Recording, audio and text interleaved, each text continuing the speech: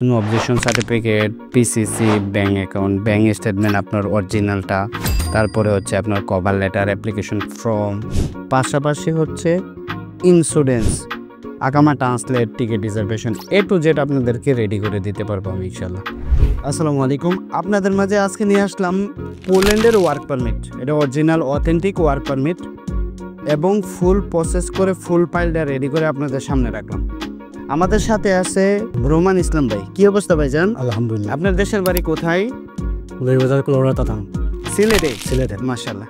আপনার পোল্যান্ডে, সেনজেনে, নন সেনজেনে, Europe, America যাওয়ার অনেক ইচ্ছে ছিল। জি। আপনি সৌদি কত বছর যাবত আছেন? 20 বছর থেকে।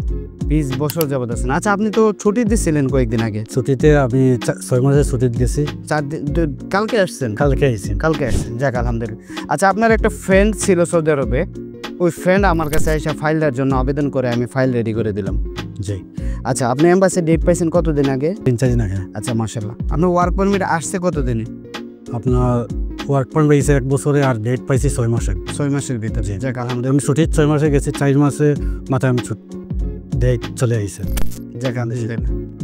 এখন আমাদের কথা হচ্ছে, আপনি যদি ওয়ার্ক পারমিট আনেন, এম্বাসি ডেট পান কিংবা এম্বাসি ডেট নিয়ে দিতে পারি আমরা file A to Z guide করব আপনাকে রেডি করে দেওয়ার জন্য। Suppose no objection certificate, PCC, bank account, bank statement আপনার অরিজিনালটা, তারপরে হচ্ছে আপনার কভার লেটার, অ্যাপ্লিকেশন ফর্ম, পাশাপাশি হচ্ছে ইন্স্যুরেন্স, আকামা translate, ticket reservation, A to Z আপনাদেরকে রেডি করে দিতে পারবো আমি ইনশাল্লাহ। যদি আপনারা আমাদের রিয়াদে থাকেন তাহলে অবশ্যই আমাদের সরাসরি অফিসে ভিজিট করতে পারেন। আমাদের দর্শকদের উদ্দেশ্যে কিছু বলেন যে আপনি আমাকে কিভাবে পাইছেন, এ কথাটা শুধু বলেন। আসসালামু আলাইকুম দর্শক, আমি ছুটিতে আসলাম বাংলাদেশে। গত 17 তারিখ আমরা হঠাৎ করে আমার পারমিট চলে আসে। এমবেসির যে অ্যাপার্টমেন্ট যেটা, ওই ডেটটা আমাকে চায়। তখন আমি বাংলাদেশ হঠাৎ করে আমি পাগলের মতন হয়ে গেছি যে আমি কিলা যাইব বাংলাদেশ, এই সৌদি আরবে। তখন আমি আমার সাদিকের সাথে যোগাযোগ করি এবং আমার বাতিজা ইটালি থাকে, সায়েম নাম। সে হঠাৎ করিয়া রাইট আমরা অস্থির হয়ে গেছি, এখন তো 3 দিনের ভিতরে আমি কিলা যাই। এবার শুক্র শনিবার বন্ধ। এখন হঠাৎ করে আমি বাংলাদেশ বিমানে যাই রবিবারে গিয়া বাংলাদেশ বিমানে আমি সব কিছু দেখাই, আমার ইমেল দেখাই। তখন কোনো টিকিট পাওয়া যান না।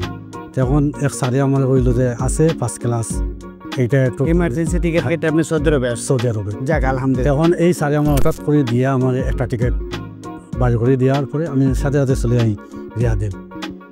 আপনার পরশুদিন চলে আসার পরে আমি আতিক ভাইয়ের সাথে আমার সাদিকে 2 দিন আগে যোগাযোগ করছে।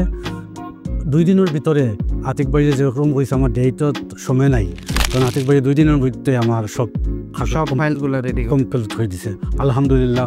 সবাই আপনি ভিজিট করেন, যত তাড়াতাড়ি আপনাদের মনে হয়, যত শর্ট টাইমে হয়, আমার আতিক ভাইয়ে এই কাগজগুলো ঠিক করে দিতে পারবেন। ভালো থাকবেন ইনশাআল্লাহ। আমাদের ইউটিউব চ্যানেলে যদি নতুন হয়ে থাকেন তাহলে অবশ্যই আমাদের চ্যানেলটা সাবস্ক্রাইব করে দিবেন, লাইক বাটনে লাইক করে দিবেন, শেয়ার বাটনে শেয়ার করে দিবেন। আসসালামু আলাইকুম।